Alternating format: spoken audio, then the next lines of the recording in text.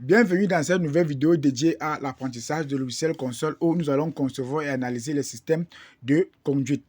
En effet, ici, on va modéliser un système de conduite de masse. Donc, ça veut dire qu'on va essayer de modéliser un tuyau.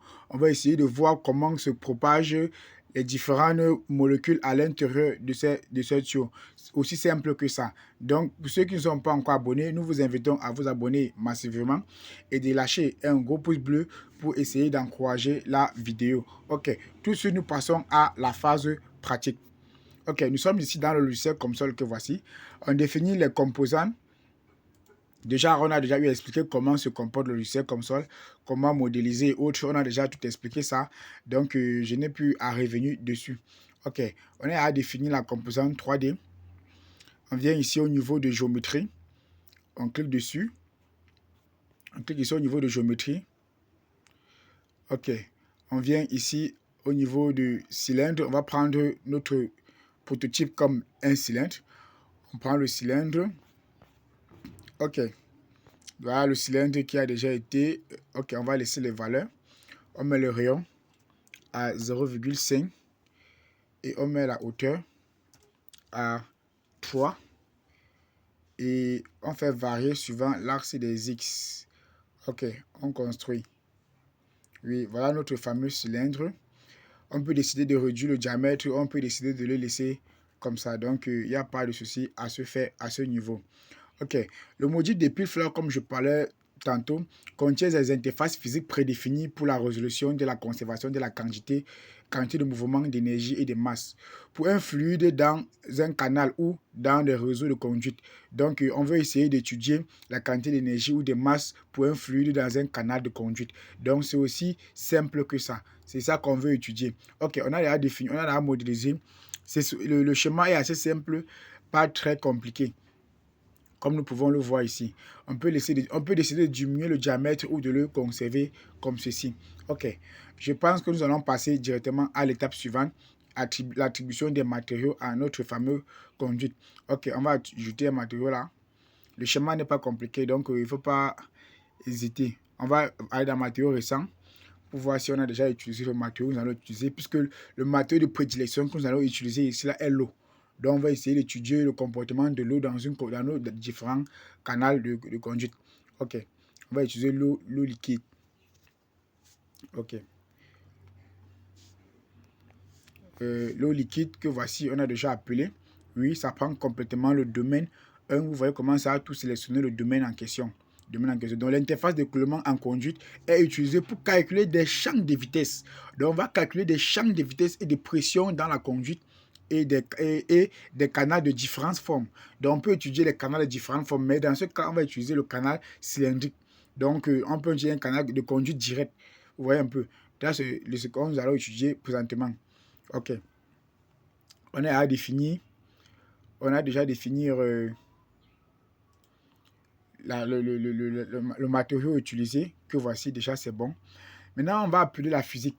Maintenant, quelles sont les différentes physiques ici que nous allons appeler? Ici, là, je ne pense pas qu'on va dire quelles sont les différentes physiques, mais quelle est la physique que nous allons appeler. Donc, c'est de ça qu'il est question. Ok. On vient ici dans physique, on clique dessus, on appelle la physique. Ok, on va appeler l'écoulement laminaire. Vous voyez un peu, c'est l'écoulement laminaire parce qu'il s'agit ici d'une conduite de masse. Ok, on va étudier la pression et l'énergie que se propage dans nos différents canaux là. Ok, déjà on a cliqué, on patiente juste un peu. Ok, voici ça qui est déjà affiché là. On va aller pas à pas pour ne pas sauter une étape. On vient ici au niveau de la température de référence. On va faire varier cette température-là. On la met à 300 Kelvin. 300 Kelvin. Oui, on vérifie. Tout est intact ici. Oui, on voit le modèle d'équation. Je viendrai afficher le modèle d'équation. C'est pas si c'est possible. Non. Bon, on verra ce modèle. On vient dans discrétisation. On voit le modèle discrétisation du fluide P1 plus P2.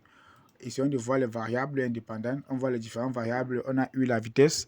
On a V, le champ de vitesse. On a W, les différentes formes de vitesse suivant X, Y et Z. Ok. On peut venir ici au niveau de propriété du fluide. Dans propriété du fluide, on va le définir en fonction du matériel en question, du matériau en question. Valeur initiale, on laisse les valeurs telles qu'elles sont. Maintenant, on vient ici au niveau d'écoulement, on fait un clic droit. On vient ici définir la paroi d'entrée. On définit la paroi d'entrée que voici. Maintenant, on a défini la paroi d'entrée. On vient ici au niveau des vitesses. On choisit l'écoulement qui doit avoir le bon. Comme il s'agit de l'eau liquide, on va appeler écoulement de masse parce que ça contient une masse. Si c'était l'air, on devait définir juste par pression. Si c'était, on devait l'écoulement, on définit l'écoulement de masse. Ok. On vérifie les différentes équations qui vont avec, que voici. Conditions aux limites. Équation de masse, voilà ça. Oui, voilà ça. On essaye de vérifier. Oui, c'est bon. Ok. L'écoulement de masse, on vérifie. Maintenant, on pouvait y venir au niveau de... On pouvait arriver ici au niveau de l'équation. On vérifie là. Vous voyez, on a vérifié. On vérifie le débit. Tout est OK. Donc, on peut faire varier le débit ici. On peut définir un débit standard, un débit de masse, un flux de masse ponctuel. Donc, tout dépendra du résultat que vous voulez obtenir. OK. On vient ici au niveau des conditions. Oui, tout a été rempli convenablement.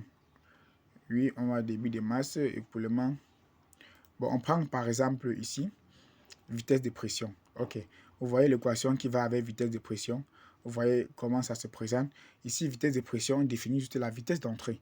Vous voyez un peu, vitesse de pression, on définit la vitesse de pression d'entrée dans le fameux séchoir. On vient ici au niveau de écoulement. Vous voyez les équations qui vont avec. Voilà les différentes équations. Écoulement entièrement développé. Donc ici, ce sont les écoulements qu'on a excités. Vous voyez un peu.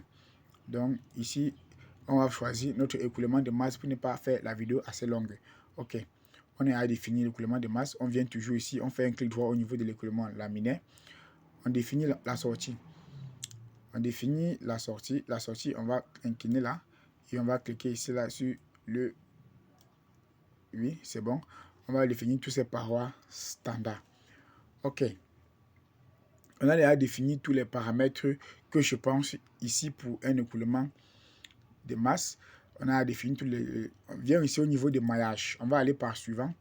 On essaie de construire le maillage. On construit le maillage. Oui, on lance le maillage pour voir s'il n'y a pas des incohérences au niveau de la modélisation ou au niveau de l'attribution de la physique. Donc, le maillage déjà étant lancé, on attend pour voir l'affichage du maillage. Souffrez un peu de patienter. Voilà, en fait, voilà le maillage qui est... On constate que, bon, pour vérifier si le maillage est bon, on vient ici en bas du résultat pour voir si au niveau du maillage, il n'y a pas une erreur. Ok, on constate que notre maillage est assez... Oui, on peut voir là, on peut zoomer.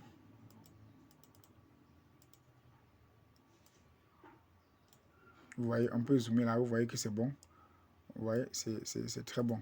Ok, on a déjà lancé le maillage. Maintenant, on vient ici au niveau de l'étude. On définit l'étude. On clique sur le niveau d'étude. On définit un régime stationnaire. On définit un régime stationnaire parce qu'elle n'évolue pas. En fait, l'évolution du fluide dans notre canal, dans le canal n'évolue pas ou demande pas, ne varie pas en fonction du temps. Donc, on va le définir de façon stationnaire. OK. On a défini de façon stationnaire. On vient maintenant ici au niveau de l'étude, on lance le calcul. Le calcul étant lancé, on souffre de patienter quelques minutes pour voir comment va s'afficher les résultats. Donc, souffrez juste un peu de patienter. On va vérifier juste comment s'affichent les résultats. OK. On peut observer ici là, le graphe de convergence 1. Donc, on voit un peu comment évolue notre fluide dans le canal. On vient ici, on voit le graphe de convergence 2.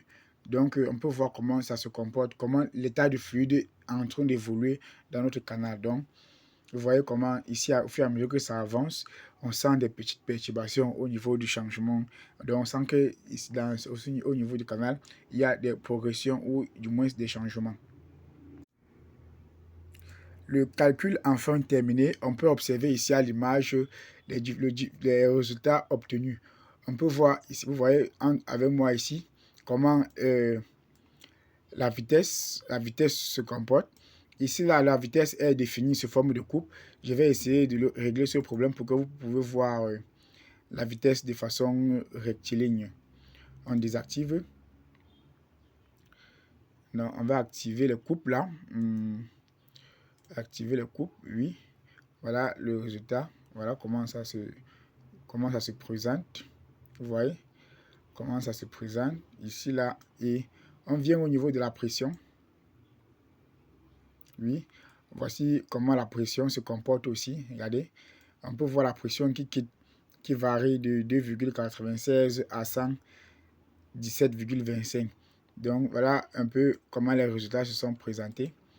On vient ici au niveau de la surface. Que voici. Maintenant, on peut rentrer au niveau de nos courbes convergentes, des graphes convergentes là pour voir à quel niveau et comment on a pu avoir les résultats. Bon, voilà, vous voyez comment ça a été défini sous forme de section. Ici, voilà encore notre fameux graphe de convergence 2. Donc, on peut constater qu'on peut voir ici l'évolution du fluide à l'intérieur du canal jusqu'au bout, donc de l'entrée à la sortie. On peut voir le comportement du fluide. Ok, on vient ici au niveau de pression. Voilà la pression, oui, on peut voir, voilà comment se comporte le fluide là, regardez, vous voyez comment ça se comporte. Donc on peut constater ici qu'à l'entrée, le fluide est un peu actif, mais lorsque le fluide arrive au niveau de la sortie, le fluide commence un peu à perdre de vitesse. Ok. On vient au niveau de la pression, vitesse plutôt, on vient au niveau de la vitesse ici. Puis on peut observer les résultats.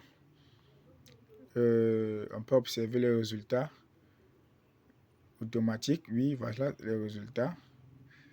Le thème, on peut décider de changer la couleur du thème ici. On peut arriver ici au niveau des coupes, oui. Maintenant, on voit que les coupes sont définies de façon, sont en section de 5. On peut mettre ça sur une coupe et on affiche. Vous voyez, on a défini sur une coupe, la coupe du milieu, qu'on peut zoomer. On peut zoomer. Voilà, vous voyez comment on a zoomé. Voilà comment se comporte le fluide à l'intérieur du canal de conduite. Ok, je pense qu'on a essayé de présenter les résultats. Maintenant, on peut faire varier le plan. Bon, on peut faire varier les plans. On peut faire varier sur plusieurs formes. Ici, là, nous sommes suivant le plan YZ. On peut le mettre sur la forme X. Voilà, voilà sur la forme. Voilà sur la forme. Ici, c'est sur la forme XY. Là, sur cette forme XY, on essaie de le mettre sur un plan de 1. Oui. Et on affiche. Là, voici. Voilà comment se propage le fluide de façon rectiligne dans notre canal. Ok. Voilà ça. Voilà comment ça se propage. Maintenant, on va essayer d'étudier, voir sur le plan de façon XZ. Et on affiche. Voilà XZ. Et on essaie de le mettre sur la forme, sur le plan 1. Voilà ça. Voilà comment le fluide, tout ça se propage. Donc, vous pouvez observer ici avec moi comment se propage le fluide dans le canal. Ok, nous sommes arrivés au terme de notre vidéo.